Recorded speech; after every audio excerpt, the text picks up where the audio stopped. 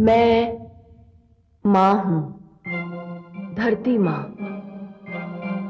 संतान की शिक्षा माता पिता की सबसे बड़ी चिंता होती है। हर माता पिता की इच्छा होती है कि उनकी संतान को संसार की सर्वोच्च शिक्षा प्राप्त हो। किंतु राजा दशरथ बड़ी दुविधा में है। एक और तो उनकी मनोकामना है कि राम समेत उनके समस्त पुत्रों को अच्छी से अच्छी शिक्षा मिले। दूसरी ओर उनका मन इस विचार से कांप जाता है कि राम उनकी आंखों से दूर चले जाएंगे। मैं जानती हूं कि दशरथ के मन से श्रवण के पिता के शाप का साया हट नहीं रहा है, किंतु इस समय तो वे विवश हैं। उनकी विवशता अवश्य ही कोई कहानी सुनाने वाली है।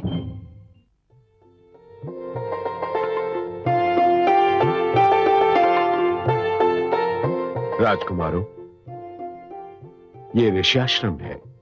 आओ आओ।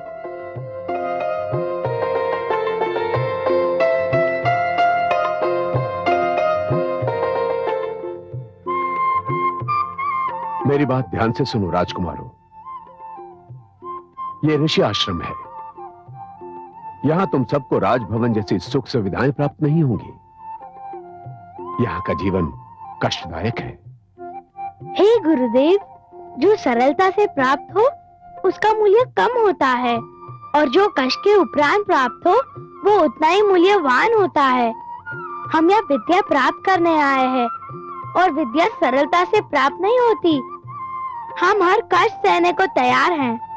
तुमने तो मेरा चित्त प्रसन्न कर दिया शिष्य। यदि विद्या प्राप्त करने की इच्छा इतनी ही प्रबल है तो मैं भी वचन देता हूं कि अपना सब कुछ तुम्हें दे दूंगा। वे विद्याएं जिनसे मैं संपन्न हूं तुम्हारी हो जाएंगी। तुम चाहो तो मुझे रिक्त कर सकते हो शिष्य। विद्या ऐसा धन है जो बांटने से कम नहीं होता। आप अपनी सारी विद्या देकर भी सदैव हमसे अधिक विद्वान रहेंगे। सुंदर, अति सुंदर विचार हैं तुम्हारे। अच्छा, अब तुम सब अपना अपना निवास स्थान चुन लो। कल से तुम सबकी औपचारिक शिक्षा प्रारंभ हो जाएगी।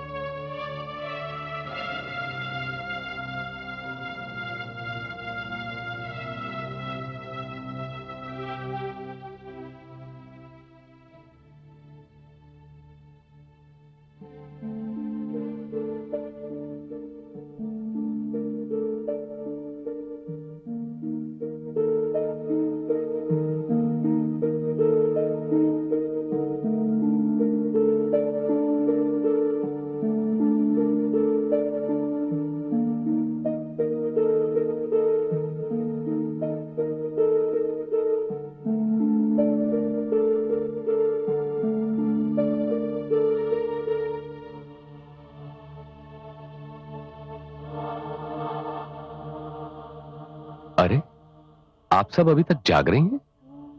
रात का कितना प्रहर बीत गया। ब्रह्म मुहूर्त का प्रारंभ हुआ है। उत्तर दिशा में ध्रुव तारा दिखाई देने लगा है। शुक्रोदय हो गया है। और आप सब अभी तक सोई नहीं? आप भी तो जाग रहे हैं, और हम सबके जागने का कारण एक ही है। मैंने तो जब भी अपने नेत्र बंद किए हैं, मेरे नेत्रों के समक्ष राम की छवि आ गई, और मुझे ये सोचकर नींद नहीं आई कि मेरा भारत न जाने सोया होगा या नहीं। लक्ष्मण और शत्रुघ्न को भी अकेले सोने का अभ्यास नहीं है। राजभवन के पाले धरती पर सो रहे होंगे। न जाने मेरा राम क्या कर रहा होगा।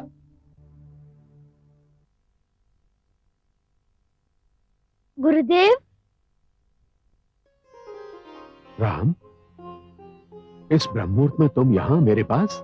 ज्ञान तो गुरु से ही प्राप्त होता है ना। परंतु रात्रि के इस अंतिम प्रहर में तुम्हें जगाया किसने? जिज्ञासा ने। जिज्ञासा? कैसी जिज्ञासा वत्स? पिताश्री ने मुझे बताया है कि आप अपने शिष्यों को धर्म की शिक्षा देते हैं। मैं जब से यहाँ आया हूँ यही सोच रहा हूँ कि धर्म क्या होता है। गुरुदेव मुझे बताइए ना, धर्म क्या होता है? अच्छा, तो आप ये जानना चाहते हैं कि धर्म क्या होता है? अवश्य, परंतु आप मुझे आप कहकर क्यों संबोधित कर रहे हैं? अब मैं आपको आप कहकर ही पुकारूंगा, क्योंकि आपने जो प्रश्न किया है वो आपकी छोटी सी आयु से मेल नहीं खाता। ऐसे प्रश्न तो बड़े और महान व्यक्ति ही किया करते हैं। आइए मेरे साथ।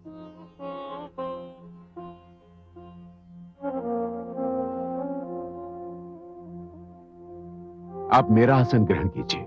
गुरुदेव। आसन ग्रहण कीजिए। जो आ गया।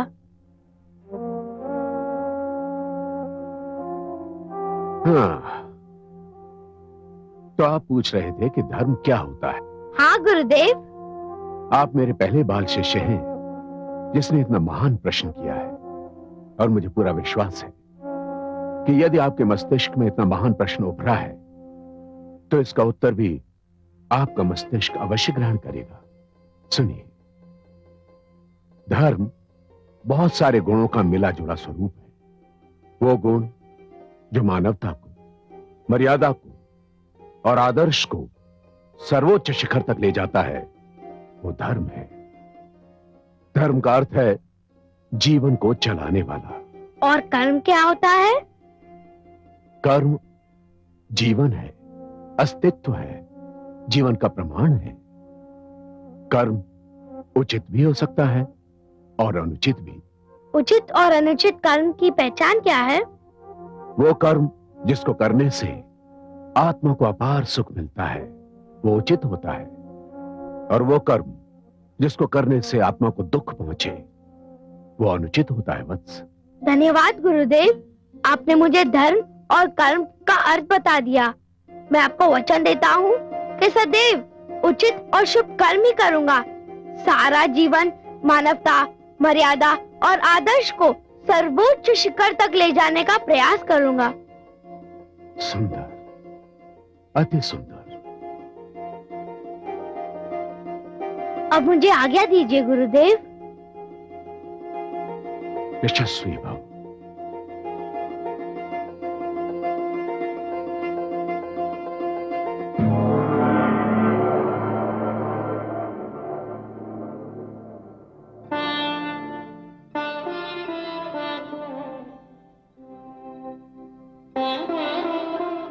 क्या देख लिया मेरे भोलेनाथ ने, जो अधरों के मधुबन में मुस्कान की कलियां खिली जा रही हैं?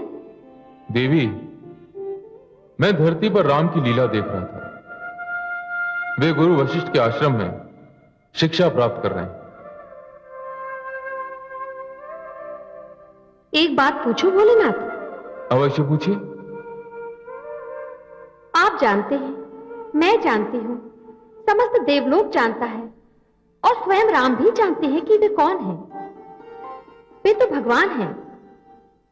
वे तो त्रिलोक की सारी विद्या का स्रोत हैं।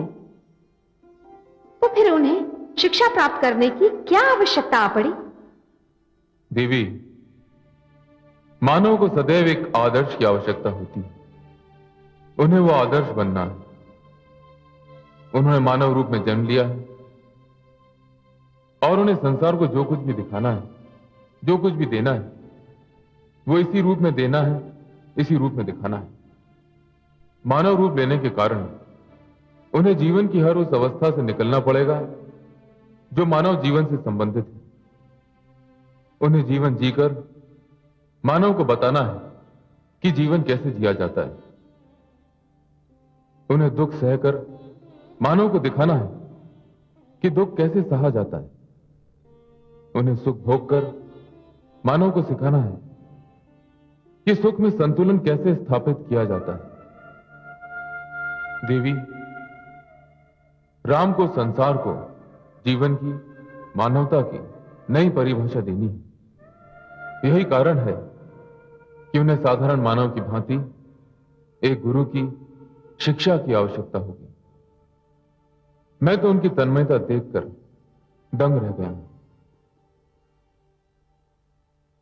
शिष्यगण, आज मैं तुम्हें बताऊंगा कि अच्छा विद्यार्थी, आदर्श विद्यार्थी कौन होता है और वो कैसे बनता है। आदर्श विद्यार्थी में 5 गुणों का होना अनिवार्य है।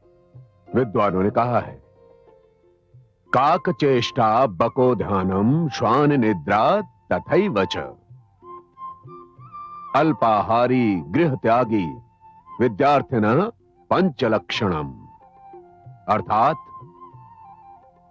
काक चेष्टा, कागा जैसी चेष्टा होनी चाहिए। कागा जब तक अपना भोजन प्राप्त नहीं कर लेता, प्रयास करता ही रहता है। बको ध्यानम, बगुले जैसी एकाग्रता होनी चाहिए।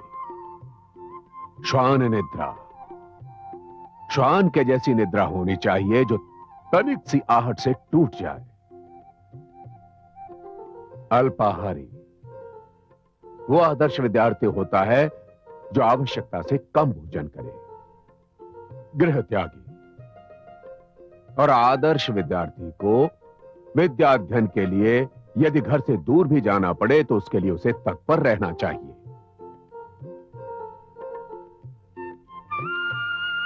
ऐसा होता है आदर्श विद्यार्थी। स्वामी, विघ्न डालने के लिए क्षमा चाहती हूँ। कहो देवी। अभी अभी संदेश मिला है कि चारों राजकुमारों का भोजन राजभवन से आने वाला है। शेष शिष्यों का भोजन मैंने तैयार कर लिया है।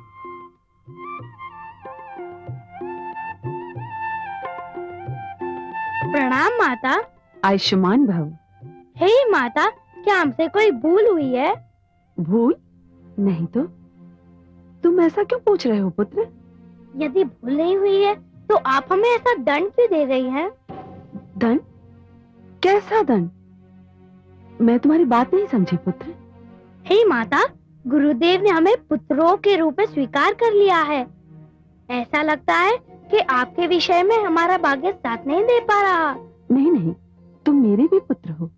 मैंने तुम्हें अपना पुत्र मान लिया है। मान लिया है तो आप हमें शेष शिष्यों जैसा क्यों नहीं समझ रही है? हमें अपने हाथ के बने भोजन से क्यों वंचित कर रही हैं?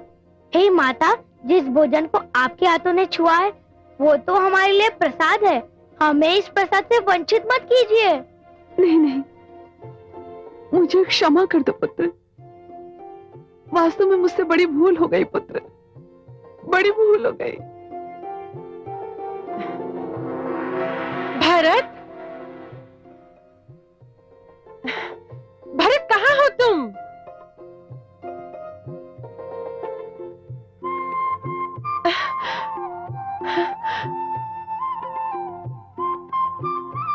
जाओ वत्स। भरत, आजा, आजा मेरे पुत्र। कैसा है तू? अच्छा एक बात बता, जैसे मैं तेरे लिए व्याकुल थी, तू भी मेरे लिए व्याकुल था ना? है ना? देख, मैं तेरे लिए विशेष भोजन बनाकर लाई हूँ। दाई माँ, ये भोजन लौटा ले जाइए। क्यों? हम आश्रम का ही भोजन ग्रहण करेंगे। देखो, जो तुम्हारे मन में आए तुम करो। वैसे भी ये भोजन मैं अपने भरत के लिए लाई हूँ। जो वस्तु मेरे भ्राता श्री राम के लिए नहीं है वो मेरे लिए भी व्यर्थ है। हे देवी, आप अपना ये विशेष भोजन वापस ले जाइए, क्योंकि चारों राजकुमार मेरे अन्य शिष्यों के साथ यहीं का भोजन करेंगे। यह राम का निर्णय है। कैसे बड़े भाई हो तुम? स्वयं ही निर्णय ले लिया कि आश्रम का रूखा फीका भोजन ही ग्रहण करोगे? अपने छोटे भाइयों से पूछा तक नहीं? अपने भाइयों को कष्ट देने का क्या अधिकार है तुम्हें? लक्ष्मण! ये क्या अनुज? एक वृद्धा स्त्री जो हमारी माता से भी आयु में बड़ी है, पत्थर उठाते हुए तुम्हें लज्जा नहीं आई? इसने आपको अपशब्द क्यों कहे? आपके विरुद्ध कोई भी कुछ बोलेगा, मैं उसे नहीं छोड़ूंगा। नहीं अनुज, जो हाथ पुस्तक और लेखनी थामते हैं, उनमें पत्थर शोभा नहीं देते। विद्यार्थी अगर पत्थर मारने लगे तो देवी सरस्वती रूठ जाएगी। आओ, धाइमा मंत्रा से क्षमा मांगो।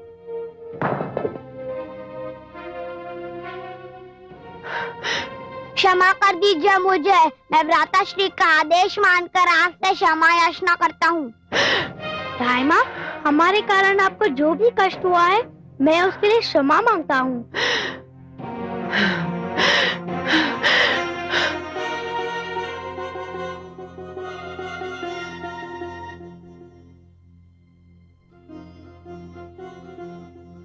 इस आयु में इतनी सहनशीलता, ये मात्र भक्ति, ऐसी अनुशासन प्रियता। हे राम, तुम महान हो, तुम महान हो पुत्र।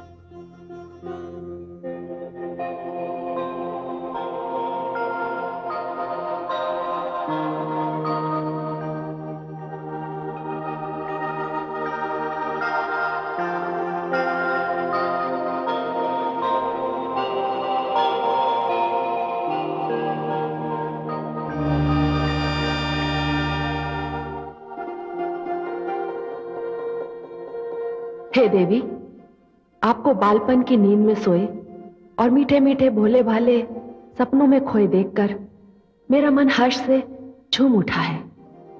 पर आपको क्या पता, एक बार आपको अपनी बाहों में लेकर मुझे जिस सुख और आनंद का अनुभव हुआ था, उसे दोबारा पाने के लिए मैं कितना तरस रही हूं।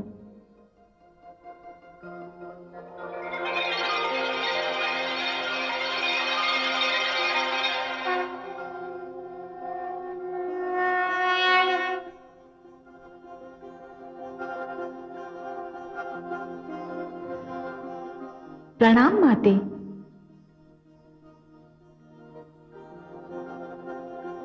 आपको मुझे बाहों में लेकर जो सुख मिला था, उससे कहीं अधिक सुख और आनंद मुझे आपकी बाहों में समाकर मिला था। आपका ममता भरा स्पर्श मेरे जीवन में यूं घुल मिल गया है कि मैं चाहूं तो भी उसे अलग नहीं कर सकती। तो फिर मेरा आंगन छोड़कर राजा जनक का आंगन क्यों अपना लिया? वो एक विवशता है, एक सुंदर विवशता। मुझे धरती पर भेजा ही इसीलिए गया है। मेरे प्रियतम से मेरा मिलन मेरे केवल इसी रूप में हो सकता है, और मैं अधिक क्या कहूं। अपने कमल नयन से मिलने की प्रतीक्षा में मुझे एक एक पल एक एक युग के समान लग रहा है। घबराइए नहीं देवी, वो दिन अब बहुत दूर नहीं है, और प्रतीक्षा तो प्रेम का एक अंग है। जो प्रियतम प्रतीक्षा के उपरांत मिलता है, वो बहुत मूल्यवान होता है। मैं प्रार्थना करूंगी कि प्रतीक्षा की ये घड़ियां बहुत शीघ्र बीत जाएं। किंतु अपनी इस माता को भूल ना जाइएगा। चाहूं तो भी नहीं भुला सकती। आपसे मेरा संबंध कदापि नहीं टूटेगा। मैं आपकी हूं और आपकी रहूंगी। आपकी गोद मेरा सबसे प्रिय आश्रय है। मैं धन्य हो गई देवी। मैं आपकी राह में सदैव आंखें बिछाए मिलूंगी।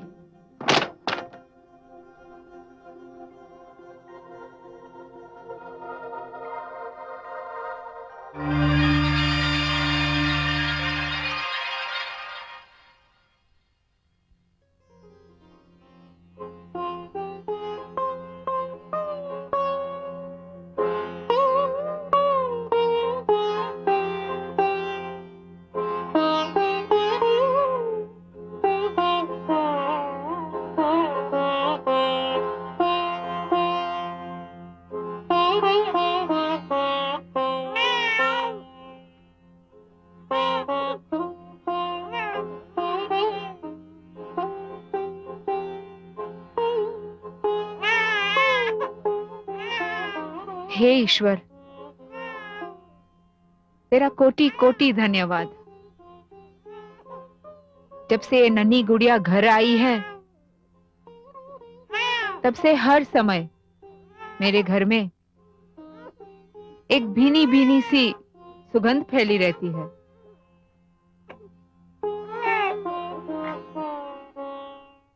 ये राम को क्या सूझी कि राजभवन का भोजन लौटा दिया?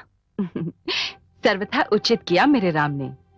आश्रम में रहकर राजभोग का उपयोग करना कोई उत्तम बात ना होती। मेरा पुत्र जान गया है कि आश्रम में वह केवल एक विद्यार्थी है, राजकुमार नहीं।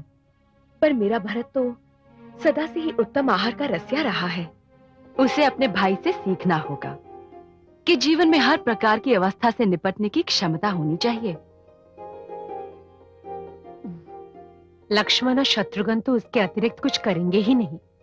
जो राम ने किया हो या जो राम ने कहा हो। सच पूछो तो बहनों, राम के बिना ये सारा राजभवन कितना सूना सूना लगता है।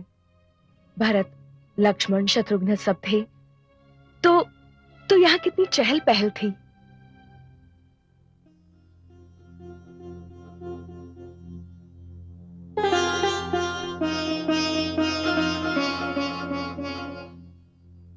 आज आप सभागार से बहुत शीघ्र लौट आए स्वामी।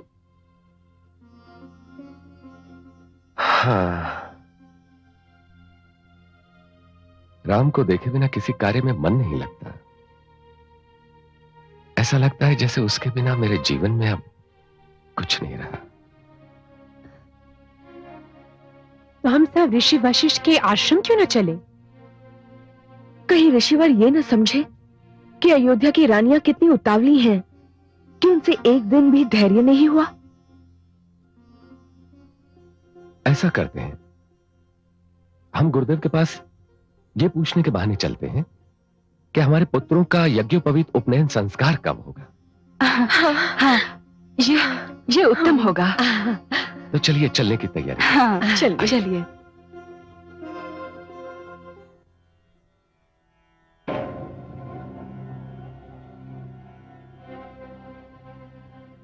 महाराज दशरथ, आपका स्वागत है अयोध्या नरेश। प्रणाम गुरुदेव। आयुष्मान भव। प्रणाम गुरुदेव। सौभाग्यवती भव। बिना सूचना दिए आने के लिए हम क्षमा चाहते हैं। आपको क्षमा मांगने की कोई आवश्यकता नहीं है नरेश। मैंने तो स्वयं कहा था कि आपका जब मन करे मेरे आश्रम आ सकते हैं। आज तो हम सब यहाँ इसलिए आए कि आपके परामर्श से चारों राजकुमारों के उपनयन संस्कार की तिथि निश्चित कर लें। आपने मुझे मेरा कर्तव्य स्मरण कराया, उसके लिए धन्यवाद। परंतु आप सभी के नेत्रों में पुत्र मिलन की लालसा स्पष्ट झलक रही है। ये सत्य है गुरुदेव। हम चारों अपने पुत्रों को देखने के लिए व्याकुल थे। जब धैर्य का बांध टूट गया तो निर्णय किया कि आश्रम चले ही जाए। कहां है हमारे पुत्र? यही हैं। आपके 3 पुत्र अपने बड़े भाई राम का चमत्कार देख रहे हैं। चमत्कार? हाँ, चमत्कार। राम ने स्वयं को तो धनुर्विद्या में निपुण कर ही लिया है, अपने तीनों भाइयों को भी अत्यंत निपुण कर दिया है। आइए, आप भी देखिए चमत्कार।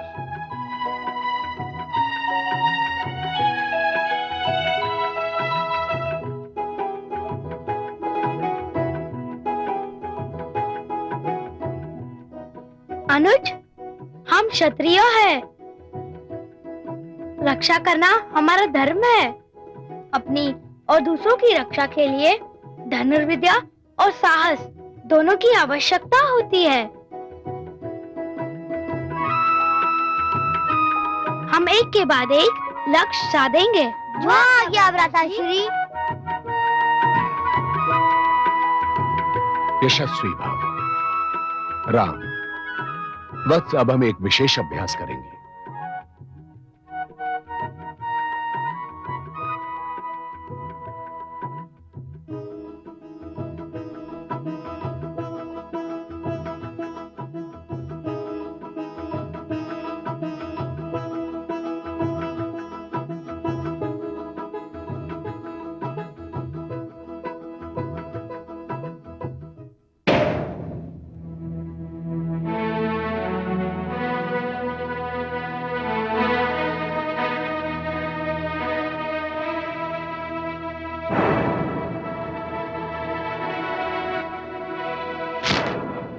बाण चलाओ राम।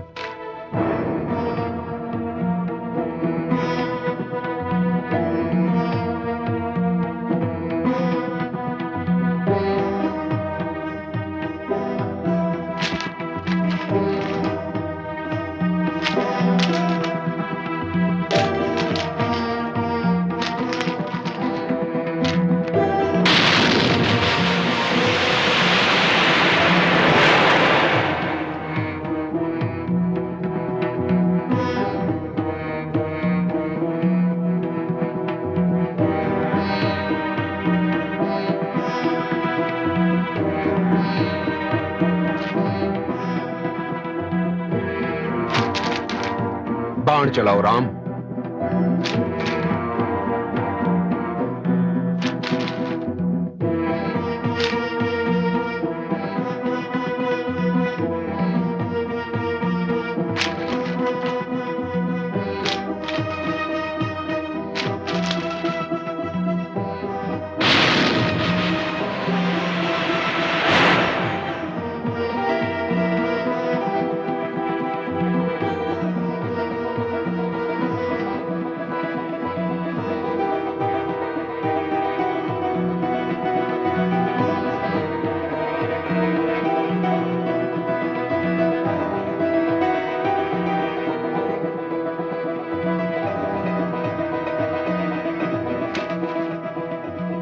बाण चलाओ राम।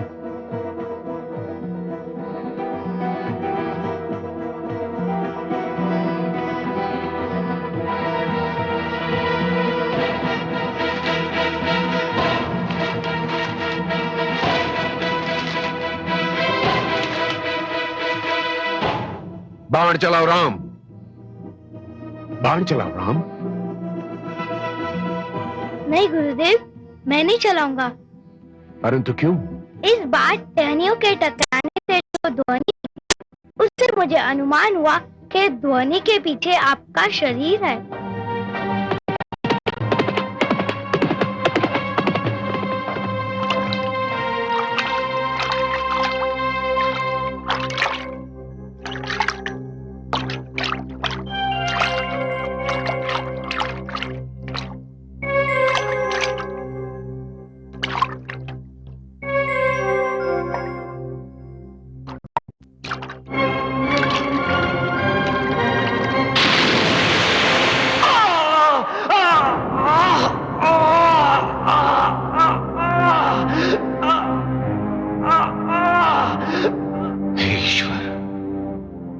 शब्द भेदी बाण चलाकर मैंने कोई अनर्थ तो नहीं कर दिया? ये मेरे अंतिम क्षण है। मानव पिता की सेवा करने का मेरा संकल्प मन में रह गया। हे राजन, उनके जीविकोपार्जन का प्रबंध अवश्य। देवी, मैं अयोध्या नरेश दशरथ हूं। राजा दशरथ? राजा दशरथ हमारे अहोभाग्य, किंतु हमारा श्रवण नहीं आया। वो हमारे लिए जाल लेने गया था।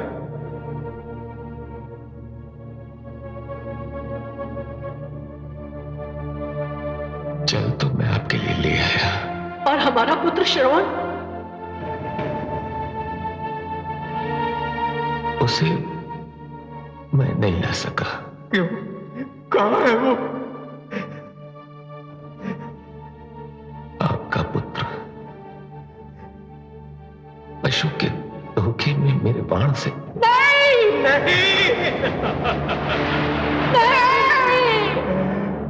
तूने मेरे पुत्र को मार दिया। तुमने मेरे पुत्र को पशु की भांति मार दिया। नहीं देवी, पशु की भांति नहीं, पशु के धोखे में। सरयू तट पर मैंने एक ध्वनि सुनी और बिना सोचे समझे शब्द भेदी बाण चला दिया और आपका पुत्र। हाय मेरा श्रवण, हाय मेरा पुत्र, हाय पुत्र, तू हमें भटकने के लिए छोड़कर कहां चला गया? हम दोनों नेत्रहीन कैसे जिएंगे? दंड तो हम नहीं देंगे, पर श्राप देकर अपना कलेजा अवश्य ठंडा करेंगे। नहीं। हे दशरथ, जिस प्रकार तुमने हमारे बुढ़ापे की लाठी छीन कर हमें दुख दिया है, जाओ उसी प्रकार एक दिन तुम भी अपने पुत्र वियोग में तड़पो, पुत्र वियोग में तड़पो, पुत्र वियोग में तड़पो।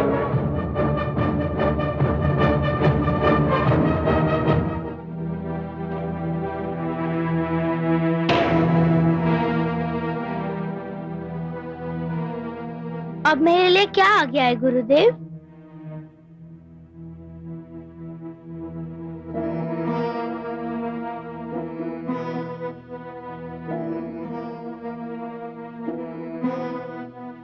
पिताश्री,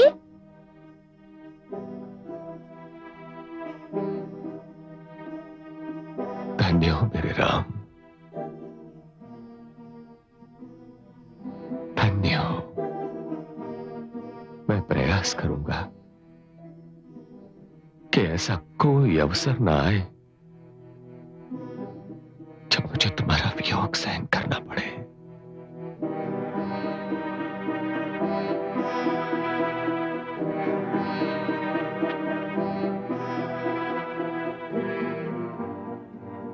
मेरे पुत्र,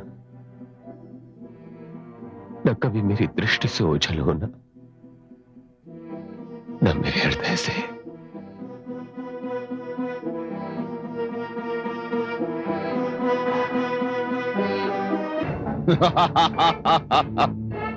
देखिए महारानी, देखिए मेरे नाना श्री असुरराज सोमाली ने मेरे पुत्रों को क्या बना दिया। क्या बना दिया? तनिक मैं भी तो सुनो। उन्होंने मेघनाद और अक्ष को संसार के दो सबसे महान योद्धाओं में परिवर्तित कर दिया। क्या आप बहुत प्रसन्न हैं इससे? अवश्य। क्या आप प्रसन्न नहीं हैं? नहीं। नहीं? क्यों? विद्वान का पुत्र युद्ध प्रिय बन जाए तो इसमें प्रसन्नता की कौन सी बात है स्वामी? सारा संसार आपको विद्वान मानता है और आप हैं भी विद्वान, किंतु दुख का विषय यह है कि आपकी विद्वता का एक अंश भी आपके पुत्रों को नहीं मिला। किंतु वे योद्धा तो बन गए महारानी। अशिक्षित योद्धा, अशिक्षित योद्धा समाज के लिए वरदान नहीं, अभिशाप होता है, क्योंकि बहुधा उसे यह भी ज्ञात नहीं होता कि वो किससे लड़ रहा है और क्यों लड़ रहा है। वो अपने मन के उतावलेपन का बंदी होता है। वो उस पथिक के समान होता है जिसे तो यह भी ज्ञात नहीं होता कि जिस मार्ग पर वो चल रहा है उसका अंत कहां होगा। महारानी, आप सदैव ही मेरा विरोध करती रहती हैं, ऐसा क्यों? विरोध? तनिक अपने मन से पूछिए कि जब मैं ये कहती हूं कि अपनी संतान के लिए शिक्षा और विद्या का प्राप्त करना सबसे उत्तम कार्य है, तो क्या मैं आपका विरोध करती हूं? क्या जब मैं ये कहती हूं कि एक विद्वान की संतान को अपने पिता का अनुसरण करना चाहिए, तो क्या मैं आपका विरोध करती हूं? आप तो स्वयं विद्वान हैं, किंतु यदि मुझे ज्ञात होता कि आप मेरे पुत्रों को मेरी गोद से छीनकर शिक्षा के लिए नहीं, युद्ध के मार्ग पर ले जा रहे हैं, तो मैं आपको कदापि अनुमति नहीं देती। अपने पुत्रों पर मेरा भी अधिकार है महारानी। है, अवश्य है, मानती हूं, किंतु मुझे दुख इस बात का है कि मेरे केवल 2 पुत्र हैं और इन 2 पुत्रों के स्थान पर यदि मेरी एक कन्या होती तो मैं संसार की सारी शिक्षा और विद्या उसके आंचल में बांध देती। महारानी,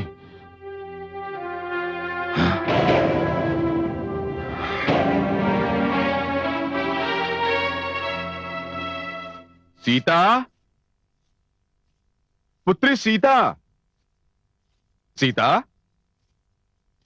महारानी, हमारी राजकुमारी सीता कहाँ है?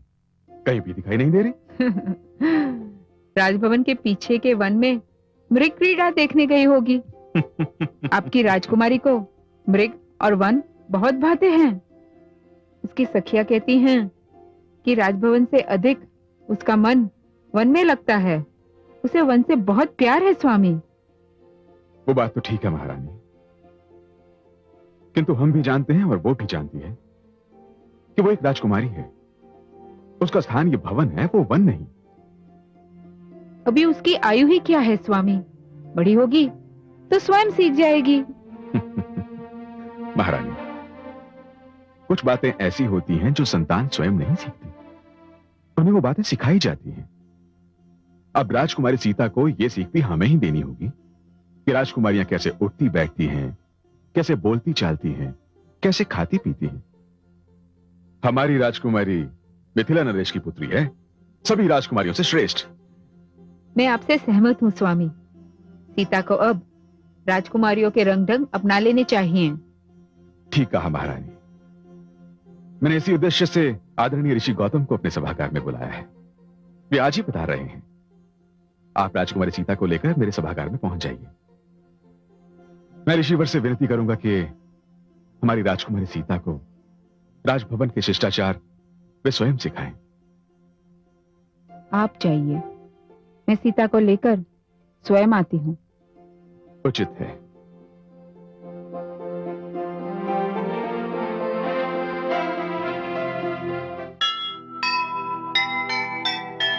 शिक्षा धन अनमोल है, रहे सदा ये ध्यान।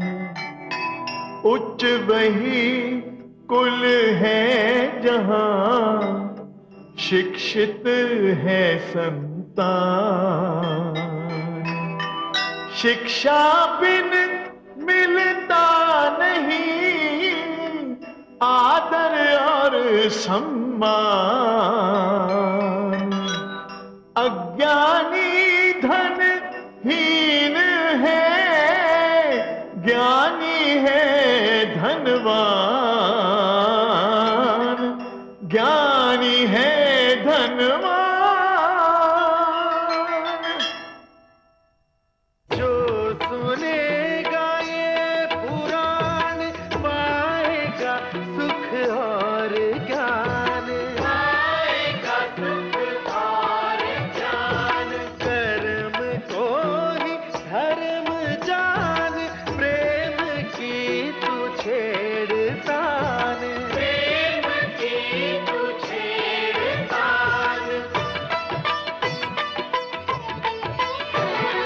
बीते युग बता रहे हैं, बीते युग बता रहे हैं, सत्य पथ पे चल सुजान। विष्णु पुराण